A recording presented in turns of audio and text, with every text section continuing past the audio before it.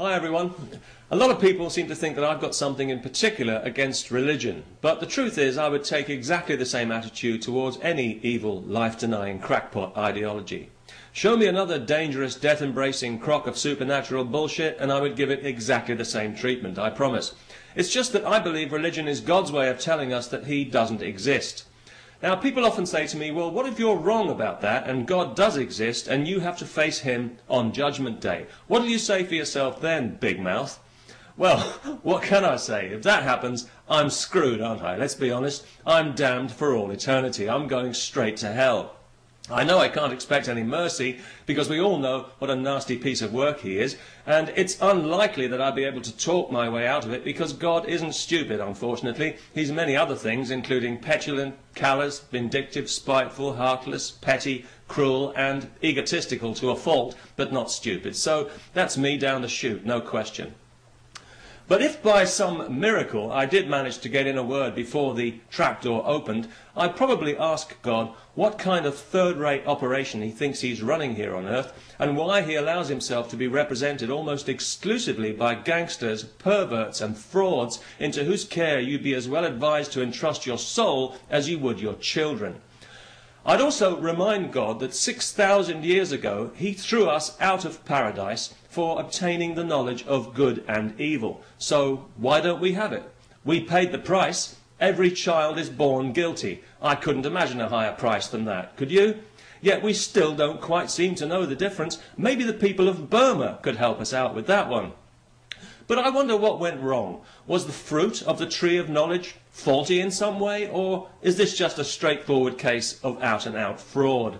Either way, I'll be demanding from God retrospective reinstatement in paradise for the entire human race, along with 6,000 years of backdated blessings and a full apology. Well, why not? What have I got to lose? I'm already going to hell. I expect I'll end up in Catholic hell, which I understand is a large black hole of guilt at the end of the universe from which nothing escapes, not even light, mainly because no light has ever got in. Although apparently anything passing by too closely is liable to be sucked in and baptized.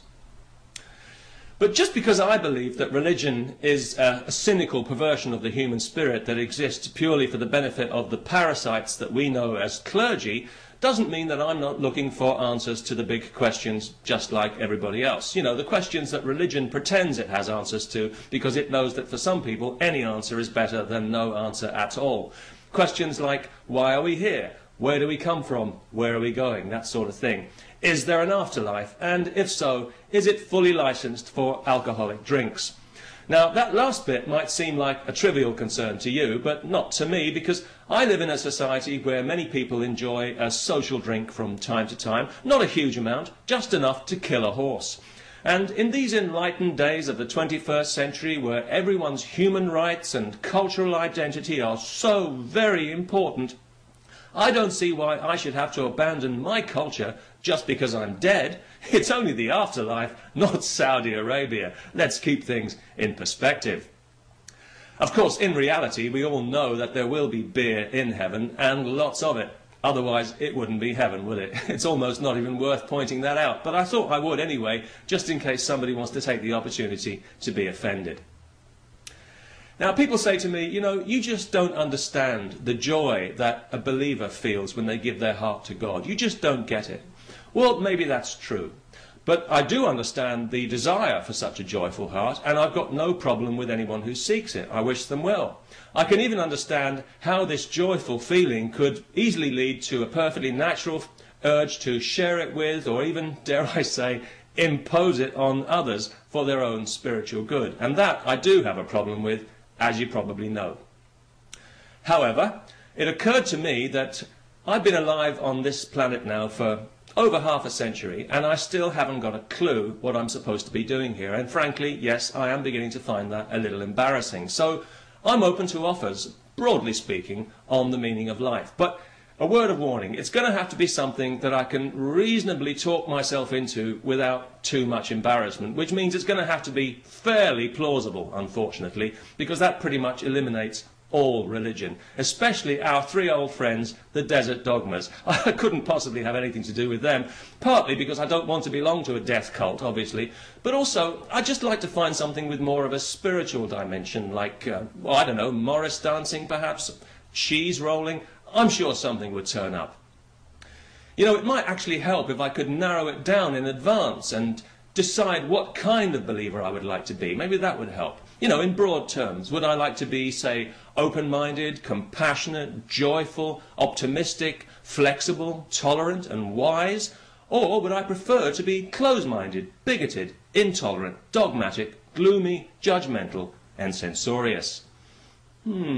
That's quite a difficult one. I can actually see both points of view there. Obviously, if I go with the first option, I'd be very popular, have a lot of friends, everything would be great.